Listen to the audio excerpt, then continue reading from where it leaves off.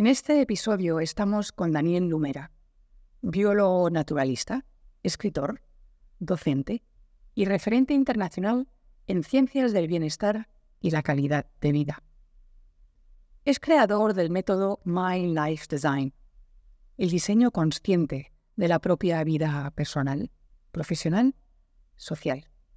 Es una metodología aplicada a nivel internacional en entidades y empresas públicas y privadas, en el sistema educativo, penitenciario, sanitario y en el acompañamiento a personas en proceso de morir.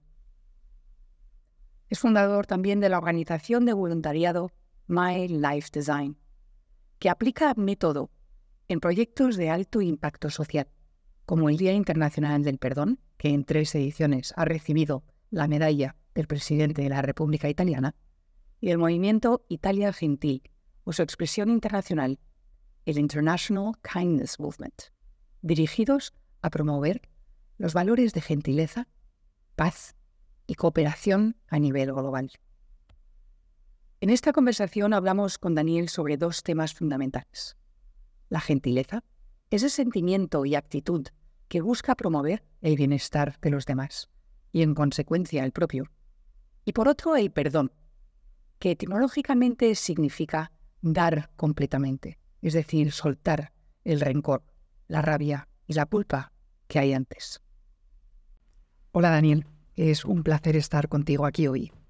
Hoy vamos a hablar de 2 temas que sé que son fundamentales para ti. El tema de la gentileza y el tema del perdón. Y son muy relevantes en el tema que estamos tratando este mes en Radica, que es en torno a la bondad y al altruismo.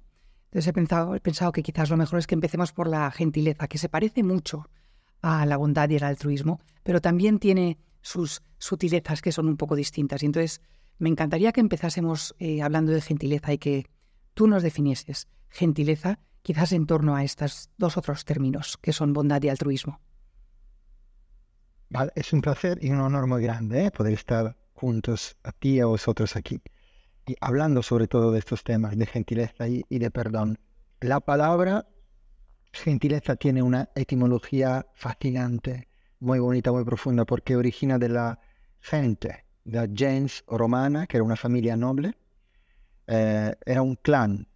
Los miembros pertenecían, no eran necesariamente una pertenencia biológica, sino todas las personas que eran capaces de demostrar de poder cuidar a los demás, de ser presente, de poder asistir, de poder curar. En Italia se dice curare a los demás, de poner atención, eran candidatos posibles de pertenencia a este núcleo familiar. Y esto es imprescindible en este momento histórico, porque nosotros creamos ahora mismo en el proceso social que estamos viviendo el sentido de identidad, de pertenencia, incluso de consenso político, a partir de la creación de un enemigo, a partir de la creación de un culpable, a través de un lenguaje que es muy violento. Justificamos, de hecho, la violencia como principio de autoafirmación. Violencia física, psicológica, violencia verbal, económica. Y hablar de gentileza, o sea, de la capacidad de crear identidad, de crear pertenencia y consenso a partir de tu capacidad de cuidar a los demás, es revolucionario. Y es un medicamento natural. Después vamos a ver las implicaciones genéticas que tiene todo esto. Pero yo creo que en este periodo histórico, gentileza, compasión, incluso amabilidad, perdón, gratitud, son características femeninas. No entiendo la feminidad presente en los hombres y en las mujeres, este aspecto que acoge, que cuida, presente en todos los seres humanos, que son muy importantes porque vivimos en un contexto patriarcal. Lo repito, que es convencido que sea la competición y no la cooperación el motor evolutivo, y por esto justifica, como decíamos antes, la violencia. Y entonces es fundamental invertir sobre todo los valores puentes, como gentileza, como compasión, todos los valores que crean un núcleo identitario que no es yo, que es un nosotros. Esto es muy importante, muy bonito.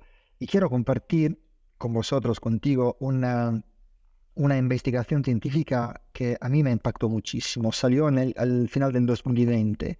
Es la metaanálisis más importante que tenemos sobre el impacto de las habilidades prosociales en nuestra vida, en nuestra salud. Habilidades prosociales como como la gentileza, como la cooperación, el voluntariado. Y yo, cuando vi los datos científicos, realmente me quedé maravillado. Porque las personas que tienen habilidades prosociales más desarrolladas tienen una mortalidad reducida del 60%, un sistema inmunológico más potente, comportamientos virtuosos, una calidad de vida relacional, personal, perceptiva, cognitiva, absolutamente superior, habilidades cognitivas y perceptivas superiores.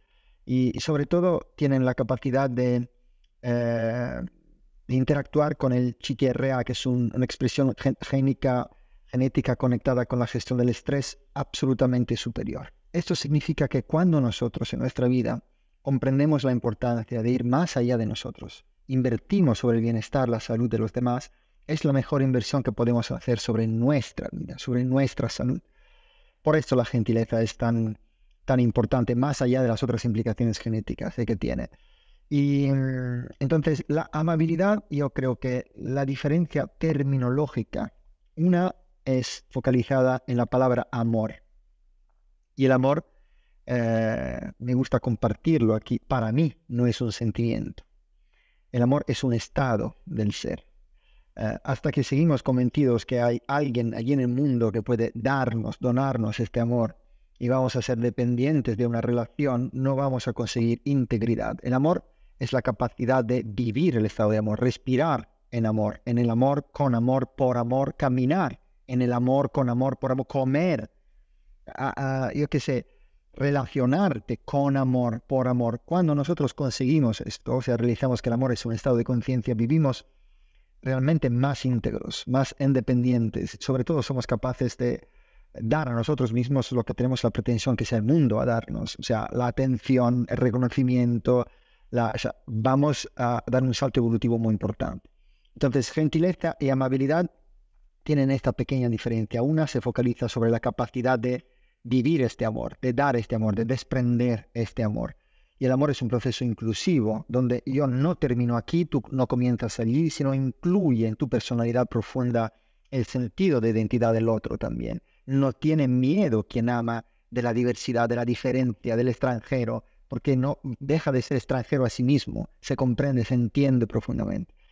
Y el amor también, esto es importante, yo creo compartirlo, es un proceso que, mira, siempre me han fascinado las madres. Yo tengo varias amigas que son neuropsiquiatras infantiles y me dicen, cuando llega una madre con un hijo que está mal y nosotros hacemos todos los exámenes científicos y no encontramos nada, si la madre insiste, nosotros vamos a atender a la petición de la madre, porque la madre ama. Y quien ama, el amor no es un proceso perceptivo, es un proceso cognitivo. Yo sé por qué voy a hacer lo que amo. Y esta es la focalización de la amabilidad. La gentileza, la hemos visto, es un sentido de pertenencia que supera el yo, es un nos, y se basa sobre el cuidar a los demás. Las dos cosas caminan paralelamente, caminan mano en la mano y corazón en el corazón. Pero son los dos acentos fundamentales en este periodo histórico. Espero de haber sido útil en el contestar. Sí, me encanta porque hay una palabra que también me ha salido cuando te escuchaba hablar sobre la gentileza, que era la palabra responsabilidad, ¿no? Y entonces cuando nos has llevado de vuelta a ese origen de la palabra gentileza y esa época quizás, ¿no? Hace un siglo o dos, ese sentido de responsabilidad que tenían los que eran los lords o no los que tenían estos títulos, que la razón por la que tenían estos títulos y estas tierras y estos lugares era para poder, porque eran responsables de toda la comunidad que vivía en torno, ¿verdad? O sea, que iba mucho más allá de sí mismos, o sea, que no importaba quiénes eran, tenían un rol que rellenar en la vida, que era la responsabilidad hacia los otros seres con quien compartían geografía, ¿verdad? Y entonces es volver a esta idea de que nuestra responsabilidad hacia el bienestar de los demás es más allá del yo, sino que es una responsabilidad humana. Mira, es absolutamente claro que la vida se basa sobre principios de interconexión y interdependencia y no sobre principios de competición. Nosotros hemos destruido el pensamiento de Darwin. Darwin simplemente nos dijo, el más adapto a sobrevivir en el planeta es el que más se adapta al cambiamiento. Y nosotros, bajo un pensamiento competitivo, lo hemos interpretado con el más adapto es el más fuerte. Y esta fuerza es impositiva, es violenta. Y entonces esto generó una mala interpretación del rol del ser humano en este planeta hacia los demás y hacia las otras formas de vida. Nosotros somos explotadores de los recursos del planeta en lugar de ser garantes de la armonía en el planeta. Mira, hay 4 fuerzas que regulan el equilibrio de la vida en este planeta. El primero son los polinizadores, las abejas, por ejemplo, desde la cual depende casi el 75% de los cultivos comestibles que tenemos. 2, los árboles, desde los cuales depende casi el 30%, son el 27% del oxígeno. Y por último, son los cetáceos, las ballenas, los delfines, o sea, los animales que a través de la defecación fertilizan el fitoplancton que produce casi el 70% del oxígeno que respiramos, ¿no? El cuarto elemento es la mente humana. La mente humana es el único elemento que está destruyendo los primeros 3. Entonces, no es ecosostenible la mente humana en este momento histórico. Simplemente no es ni ecocompatible ni ecosostenible porque tiene pensamientos que son tóxicos. Muchas veces me dicen que es el plástico, el agente contaminante, uno de los peores. No es el plástico, es la mente humana que crea y malgestiona el plástico. Entonces tenemos que bonificar nuestro ambiente interior, nuestro pensamiento. La gentileza y el perdón son 2 herramientas a través de la cual podemos filtrar el pensamiento humano. Y la gentileza es maravilloso lo que tú has dicho antes. O sea que tenemos que pasar desde un yo, desde un sentido de separación, a razonar según un núcleo identitario que somos nosotros. Somos un nos, o sea, inclusivo. Solo así podemos superar lo que estamos viendo en este momento en el planeta. Violencia, guerras, competición. O sea, es brutal, es realmente brutal. Y hay 2 estudios científicos que han creado los pilares, edificado los pilares de nuestro trabajo en los últimos años. El primero es un estudio que hemos hecho una publicación científica, que es una publicación masiva, que es Biología de la Gentileza, y ha sido estudiado el impacto de la gentileza a nivel genético sobre un grupo de mujeres para 4 años. Estas mujeres cada día tenían que cumplir una específica meditación muy sencilla que se llama Loving Kindness Meditation. Y respecto al grupo de control, después de 4 años, efectivamente estas mujeres tenían las partes terminales de nuestros cromosomas, los telómeros, los biomarcadores de longevidad, mucho mejores, más bien conservados. Esto significa, desde un punto de vista neurobiológico, esta es ciencia, la ciencia de Harvard, entre comillas, que quien es gentil vive más, se enferma menos, que la gentileza es un fármaco natural. Esto es potentísimo, porque adentro de la comunidad científica destabiliza el pensamiento reductivo, competitivo, o sea, que no entiende, no comprende cómo se regula de verdad la vida en la Tierra. Y el segundo experimento científico aplicado a la gentileza se define ripple effect, el efecto contagio onda. Esto significa que al ver a una persona gentil o al cumplir o recibir un acto de gentileza en mi cuerpo, mi máquina biológica simplemente produce las hormonas, oxitocina, serotonina conectadas con la felicidad, con el bienestar, porque reconoce que este acto es un acto bueno, que me hace estar bien, que lo necesito, no, que me cuida, que me sana, que sana mi cuerpo. Eso es increíble, o sea, es contagiosa la gentileza. Al ver a una persona gentil te sale la gana, incluso desde un punto de vista químico, de ser gentil. Entonces necesitamos crear una pandemia de gentileza, actos de gentileza. Y nosotros hemos llevado todo esto a nivel psicométrico. Hemos elaborado el primer test al mundo que puede medir psicométricamente el impacto de gentileza no solo en nuestro cuerpo, sino en nuestras habilidades cognitivas, en nuestro comportamiento, en nuestro sentir, Y esto es muy bonito. Demostrar también que la gentileza introducida, por ejemplo, en un hospital, por ejemplo, en una cárcel, por ejemplo, en una empresa, mejora todos los puntos de vista, a nivel de salud, de motivación, de creatividad e incluso de productividad. Esto es una revolución y me encanta. Primero, oye, porque justo hace poco has hablado de Darwin y justo hace poco leí algo que me hizo cambiar un poco mi visión de Darwin. Y luego después voy a pasar a una pregunta. Y es que Darwin también habla de la colaboración. Y dice que los organismos que mejor viven y que más viven son aquellos que saben colaborar. Entonces hay una parte de Darwin que también habla de esto, que a menudo queda olvidada y de la que no se habla tanto y es importante que se hable de ella. La siguiente... Perdona, un momento. Nuestro cuerpo es una colonia. O sea, desde un punto de vista biológico, la idea del individuo separado, del self-made man, del ego, de la personalidad, no existe. Nuestro cuerpo es una colonia de bacterias, de virus, de algunas células humanas, son la minoría. Entonces, tenemos que razonar como nosotros. Si tú comes mal y tus bacterias intestinales no están bien, tu humor está mal, te enfermas. O sea, necesitamos que razonar como nosotros. Tenemos que expandir la conciencia. Sí, efectivamente, hasta nuestro propio sistema interno está en constante colaboración. O sea que nuestro sistema interno es un ejemplo de lo que deberíamos de hacer externamente, ¿verdad?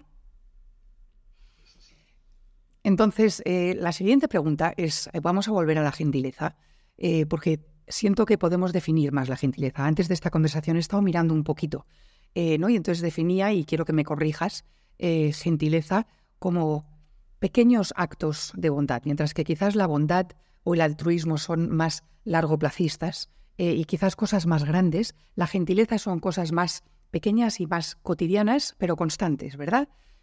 ¿Lo definirías así? Mira, la gentileza, primero de todo, no es un acto superficial, no es un comportamiento simplemente, es un sentimiento. Es un sentimiento que te permite percibir a través del filtro de la nobleza de nuestra alma, la otra persona como un aspecto íntimo de ti. Por esto te surge de ayudarlo, de cuidarlo, porque es parte de ti, es parte de una familia, que es la familia de la vida, somos todos hijos de la vida. Es maravilloso poder sentir todo esto. Y es también bonito ver cómo las personas reaccionan a un acto gentil, a un sentir gentil, a una comunicación gentil, a un liderazgo gentil. Simplemente reaccionan a través de la confianza. La gentileza genera confianza. Hay una publicación, yo creo maravillosa, del Gallup del 2012, que demuestra cómo en un entorno laboral, cuando es presente confianza, cuando es presente gentileza, cooperación, los colaboradores mejoran la performance del 200%, y solo en los Estados Unidos, a lo largo de un año, en un ambiente donde hay escasez de confianza, de amor, de gentileza, por la baja, por el burnout, por el ausenteísmo, hay una pérdida que varía de 450 a 550 mil millones de dólares. Estos son los números de los valores, de la aplicación del valor. Yo creo que necesitamos dar un cambio de paradigma interno y de comprender que tú tienes razón. O sea, pequeños actos de gentileza cada día, no como comportamiento exterior, sino como sentimiento profundo. Yo describía 4 actos de gentileza que podemos sencillamente aplicar a nuestra vida diaria. Por ejemplo, el primer acto de gentileza cada día es hacia nosotros mismos.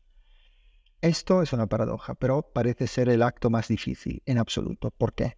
Porque ser gentil contigo mismo no significa simplemente dar comer a las necesidades de las personalidades, del ego, a las frustraciones, a la dinámica de compensación que quiere ser, yo que sé, reconocido, que quiere ser el mejor, que quiere, me tomo el tiempo para mí, me hago un baño. No es simplemente respetar tus ritmos, sino es ser gentil, es escuchar las necesidades más profundas, que no corresponden a exigencias de mercado o a necesidades familiares, expectativas familiares o necesidades sociales. Es tu unicidad, es tu vocación. Significa atender a esto, tener el coraje de escucharte, de seguirte, de reconocerte. Esto es muy potente. Y esto es una sociedad que no nos educa a escucharnos, a ser heréticos, en el sentido de adherentes, coherentes con tu propia verdad. Es una sociedad que nos educa a la regla y a la homologación, a modelos que no nos pertenecen, a deseos que están establecidos por reglas de mercado, pero nada de lo que deseamos es completamente superfluo, no necesitamos nada. La gentileza es un volver a la esencialidad, a escucharse, a reconocerse, a seguirse. Es un acto de coraje, es una valentía impresionante ser gentil contigo mismo. El segundo acto de gentileza es hacia los demás. Y aquí, mira, mientras hacemos un acto de gentileza hacia una persona que tú amas, es algo fácil. Cuando lo haces hacia una persona neutra, que no conoces, esto ya rompe las dinámicas y las lógicas de conveniencia. Pero cuando tú eres gentil hacia una persona que te cae mal, que es un enemigo aparentemente, y la gentileza es auténtica, esto para mí es una valentía, un acto de coraje, una satisfacción personal incluso, ¿no? De contestar gentilmente a una provocación, a una falta de respeto, de permanecer centrado, en paz. Esto es un acto heroico, literalmente, y hace muy bien a nuestra salud. Y los últimos dos actos de gentileza son el primero hacia las plantas y los animales, que son partes de la vida, son hermanos, son hermanas, sin ellos sería imposible vivir en este planeta. Justo en estos días estoy pensando no solo a la naturaleza que me rodea, al mar, sino a un gato que se llama Bruno, es negro, que tengo aquí, tiene 15 años. Y yo estuve pensando al amor, a la ternura, al calor que en estos años nos ha dado con su presencia silenciosa, que solo esto es un don. ¿Cómo puedo faltar de respeto a la maravilla que tenemos todo a nuestro alrededor? Y el último acto de gentileza es hacia el planeta, cuidando nuestra casa, cuidando cada día con pequeños gestos. Esto es la manera mejor de vivir bien, de invertir sobre nuestra salud, sobre nuestro bienestar y sobre todo la calidad de nuestra vida. Hace un momento has hablado de 4 grupos, ¿vale? Has hablado de la mente humana, era la última, como la más dañina. Nos has hablado de la primera, me parece que eran las abejas, polinización, no me acuerdo, tú sabes la palabra. Esto, luego nos has hablado de los árboles y luego nos has hablado de las ballenas, ¿vale? Yo me acuerdo de esos 3 grupos. Dime 1 o 2 cosas que podemos aprender de cada uno de esos grupos. Los polinizadores es que, mira, todo lo que hacen los polinizadores aparentemente es para ellos, pero es para todos. Los polinizadores recogen, las abejas recogen, van a comer y solo el hecho de comer fertiliza una planta. Son totalmente útiles, totalmente útiles. Su vida es una entrega, es un don. Cualquier cosa ellos hacen casa, es la miel. Comen, es la fertilización, es una pasada, es una poesía. Ver estos, que nosotros decimos insectos, ¿no? Si mañana por la mañana van a desaparecer las abejas, en menos de 50 años desaparece la mayoría de las formas de vida en la Tierra. Vamos a encuentro al 6º evento de extinción global de la vida en la Tierra, las abejas. Si mañana por la mañana fallece el ser humano, desaparece el ser humano, florece la vida en la Tierra en los próximos 50 años. O sea, no hemos entendido bien el rol de las cosas. Nos sentimos superiores. No somos Homo sapiens sapiens, somos ego sapiens sapiens, bajo mi perspectiva. Después, la segunda son los árboles. Los árboles es otro ejemplo maravilloso de democracia, en el sentido que el poder en un árbol no es centralizado, como en el cerebro. Cualquier parte del árbol tú cortas y plantas, el árbol vive. O sea, la vida está difundida. Y aquí necesitamos también no acentrar los poderes. Necesitamos niveles siempre más elevados de comprensión de la democracia, de cómo cada núcleo puede ser independiente. Eso es una revolución, ¿no? Los árboles son maestros en esto. Cada parte del árbol puede reespecializarse, dar vida, replantar otro árbol. Esta es la gran enseñanza. El último son las ballenas. Las ballenas, yo creo que las ballenas y los cetáceos en general tienen 2 enseñanzas maravillosas. La primera es que necesitamos profundidad. Necesitamos entrar en profundidad en el océano de nuestra vida, de nuestra existencia. Pero si no subimos en superficie hacia los demás, hacia el contacto con los otros mundos, no podemos respirar. O sea que necesitamos abrirnos a la posibilidad de contactar el aire, un elemento que no nos pertenece, que no es nuestro mundo, para poder vivir bien en nuestro mundo. El contacto con la diversidad, con otros mundos, otras realidades, enriquece. No podemos mirar a la diversidad como un enemigo. Tenemos que, las personas que miran a la diversidad como un enemigo es porque no tienen son inseguros, profundamente inseguros. Si tú estás muy seguro de ti, muy seguro íntimamente de tu naturaleza, todo puede solo enriquecerte. Es que no tienes miedo de perderte a través del contacto con los demás. Y las ballenas son maestras en esto. Más allá del hecho que yo creo que las ballenas, los delfines, nos muestran que hay muchas formas de comunicar, muchas formas de orientarnos, que no solo pasa para el ver, para el hablar, sino es un sentir más profundo. Y nosotros hemos perdido la capacidad de sentir. La tenían los aborígenes de Australia, las civilizaciones antiguas, el hecho de orientarse porque eran parte de la naturaleza. Y nosotros hemos creado una fractura perceptiva, nos sentimos superiores a la naturaleza, intentamos dominar la naturaleza, cuando es parte de nosotros mismos. El ser humano occidental razona según lo que puede poseer, porque se siente separado. Un ser humano íntegro razona según lo que puede conocer, porque es parte de sí. Nosotros somos parte de la naturaleza. Y estas son las tres enseñanzas grandes para mí. Qué bonito, me encanta. Vamos a pasar, si te parece bien, al perdón, que sé que es otro tema que para ti es muy importante, con lo que trabajas mucho. Y me encantaría que hablásemos de cuál es el rol que juega el perdón en la gentileza, en la bondad, en el altruismo. Es muy importante. El altruismo, yo creo que las personas altruistas, aunque parezca a veces que son malentendidas, incomprendidas, o que es una estrategia que es al revés, es una estrategia ganadora desde un punto de vista evolutivo. El perdón es, mira, lo primero que hago normalmente es aclarar lo que no es perdonar, para comprender mejor.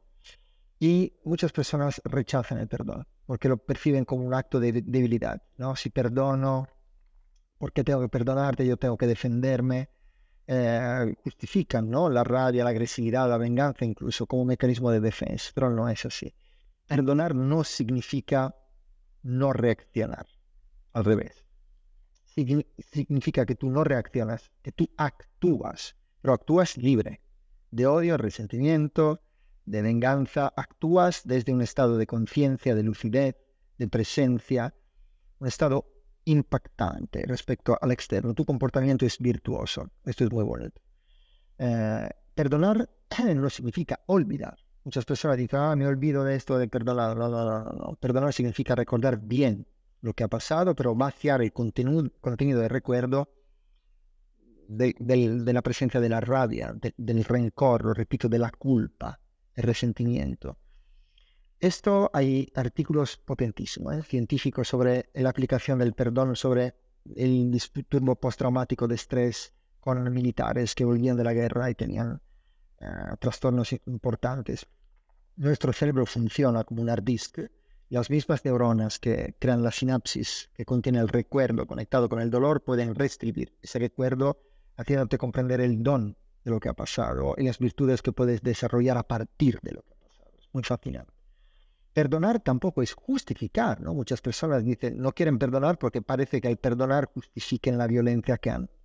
No es justificar. Significa más bien entender, comprender empáticamente las razones de la violencia o del odio que se ha desencadenado en la otra persona. Por ejemplo, si tu padre es violento contigo, esto no justifica su violencia, pero tú puedes comprender que quizás su padre a su vez había hecho lo mismo con él y él no conocía. Hay padres que cuando pegan a los hijos le dicen, es para tu bien, porque te amo. Entonces el hijo graba en su mente el hecho que el padre lo está machacando, que le está aplicando violencia porque lo ama. Y esta será su forma de amar en el futuro. Entonces perpetuamos a través, sobre todo del RNA, comportamientos violentos, traumas que han sido de nuestros padres. Y si tú entiendes esto, eres más empático. Tienes una responsabilidad transgeneracional lo ves, somos todos víctimas, todos. Un verdugo es víctima a su vez. Esto amplía, ¿no? Después, perdonar no es, como dije antes, un acto de... Entonces, no es olvidar, no es justificar, no es no reaccionar. Es un acto de fuerza, de valentía, perdonar. Porque tú no te atas al odio, al resentimiento, sino eres capaz de sanarte. Y sanándote, sanar a los demás. Hay muchas personas que prefieren estar mal, vivir en el rencor, en la rabia, como herramientas para castigar a las otras personas. Y no es así. Estás envenenando tu vida, simplemente la vida de las personas que tú amas. Entonces, al final, perdonar es, dice la palabra misma, ¿no? Etimológicamente es perdonar. O sea, es el superlativo del donar. Significa que nosotros somos capaces de render dolor y amor a un don. Y siempre, esto lo comparto, en el sentido de cuando tú te apegas al dolor, y muchos dolores que tenemos nos dan seguridad, es una paradoja, pero es así, somos aficionados a nuestros dolores, a nuestra relación tóxica, o sea, somos muy aficionados a estas cosas. Esto pasa con el dolor, tú te apegas al dolor, lo dejas allí y sufres. Lo mismo pasa con el amor. Cuando tú amas y conviertes apegándote al amor en obsesión o en posesión, este amor te hace sufrir. Y el perdón es el arte que transforma dolor y amor en un don. En un don donde tú no te agarras a nada, no te apegas a nada, sino transformas todo en una oportunidad para enriquecer a los demás. ¿Sabes que la palabra felicidad tiene una etimología agrícola?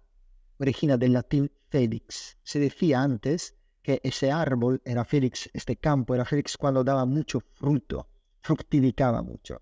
Eso significa que cuando nosotros somos coherentes con nuestra naturaleza más profunda y damos frutos, y estos frutos pueden alimentar a todas las otras formas de vida, nosotros somos felices. Experimentamos la felicidad en nuestra capacidad de donarnos, de donar nuestra naturaleza.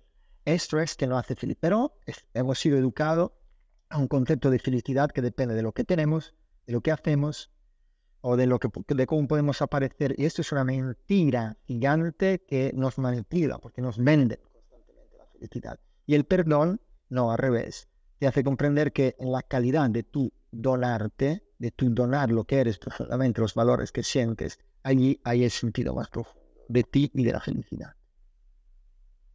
Qué bonito. Mi madre, que murió hace poco más de un año, siempre decía que enfadarte con alguien era un regalo para la otra persona, ¿no? Y entonces